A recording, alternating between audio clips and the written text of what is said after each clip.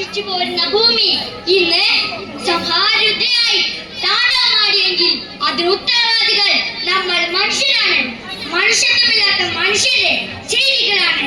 ഇതാ ഒരു നേർക്കാഴ്ച. അച്ഛാ അച്ഛാ, മാല എങ്ങനെയുണ്ട്? ഇതെനിക്ക് നന്നായി ചേരുന്നില്ലേ ചേച്ചി? ഈ പച്ച കല്ല് വെച്ച ചോക്കാണ് ചേച്ചിക്ക് കൂടുതൽ മാച്ച്. മക്കളെ, അതായാലും ഇതായാലും തൂക്കമിത്തിരി കുറഞ്ഞാലും എന്റെ മക്കളുടെ കഴുത്തിൽ കിടക്കുമ്പോൾ അതിന് ഏഴഴക. കാരണം അതിൽ അച്ഛന്റെ സ്നേഹമുണ്ട്, വിയർപ്പിന്റെ ഗന്ധമുണ്ട്. മണ്ണിനോടും ജീവിതത്തോടും പടവെട്ടിയ ഈ അച്ഛന്റെ മനസ്സിന്റെ കൊണ്ട്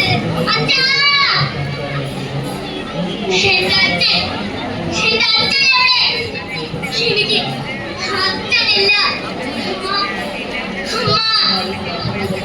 അമ്മയുമില്ല. എന്റെ അനിയത്തി അവളും എനിക്കൊരു വീടുണ്ട്. അതും പോയോ ചേച്ചി? ചേച്ചി കരയല്ലേ? ചേച്ചി കരയുമ്പോ സങ്കടം വരിക. ഇത് കണ്ടോ, കയ്യുമ്മ കാവുണ്ടോ, കാലുമലുണ്ട്. എന്നിട്ട് ഉണ്ണി കരയുന്നില്ലല്ലോ. മോളെ, നിനക്ക് ഞങ്ങളൊക്കയില്ലേ? 4 മക്കളെ പെറ്റ് വളർത്തി അവരുടെ കുഞ്ഞുങ്ങളെയും താരാട്ടി വളർത്തി ഉണ്ണാനും ഉടുക്കാനും ഇത്തിരി കുറഞ്ഞാലും സ്നേഹം കൊണ്ട് സമ്പന്നമാകുന്ന കുടുംബം ഇന്ന് ഞാൻ മാത്രം. ഇതൊക്കെ കാണാൻ കേൾക്കാൻ എന്തിനാ ദൈവമേ എന്റെ ഭാഗ്യം.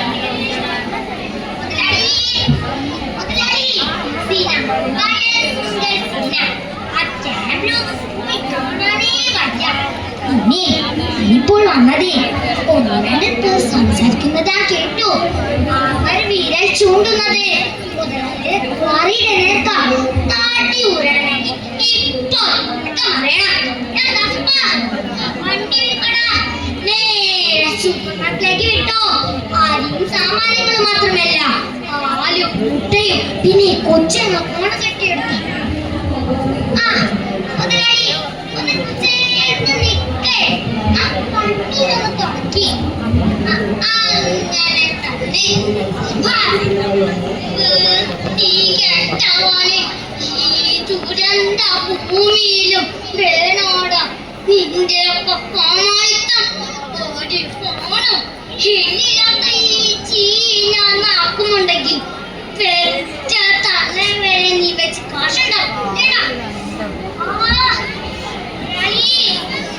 ചെവിയില് പൊന്നീച്ച പോലെ നിങ്ങൾ അരിയോ ചോറോ എന്തോ വെച്ച കൊടുത്തോ. ഞാൻ പോണം. സമയം സന്ദർഭം നോക്കാണ്ടേ വായി തോന്നിയത് പറയുന്നോ? ദാദാ, ഇത് കൂടി ചേർത്ത് ഒരു 10,000 നിന്റെ അക്കൗണ്ട് ഇട്ടോളാം. ഇപ്പൊ സ്ഥലം കിട്ടും. നീയൊക്കെ മനുഷ്യനാണോടാ? പുര കത്തുമ്പോൾ വാഴ വെട്ടുന്ന ജനുസ് നിന്നെക്കാളൊക്കെ എത്ര ഭേദമാ കാട്ടുകൾ. ഒരു രാത്രി മുഴുവൻ ആ ഒറ്റയാന്റെ കാൽ കീഴില ഞാനും എന്റെ കുഞ്ഞുങ്ങളും കഴിഞ്ഞത്. നമ്മളിപ്പോൾ നിൽക്കുന്നത് ചൂരമലയിലെ ദുരിതാശ്വാസ ക്യാമ്പിലാണ്. പറയാമേ, അന്ന് രാത്രി എന്താണ് സംഭവിച്ചത്?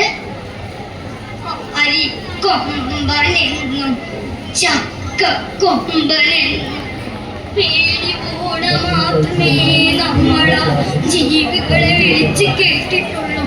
എന്നാൽ അവർ കാടിറങ്ങി വരുന്നത് അവർക്ക് കാട്ടിലും പൊറുക്കാൻ പറ്റാത്ത അവസ്ഥ നമ്മൾ ഉണ്ടാക്കുമ്പോഴാണ്.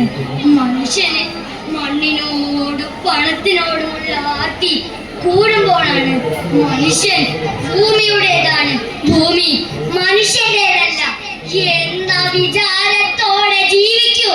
അല്ലെങ്കിൽ കവളപ്പാറയും പുത്തുമലയും ചൂരൽമലയും ഒക്കെ ആവർത്തിച്ചു കൊണ്ടേയിരിക്കും. നന്ദി, നമസ്കാരം.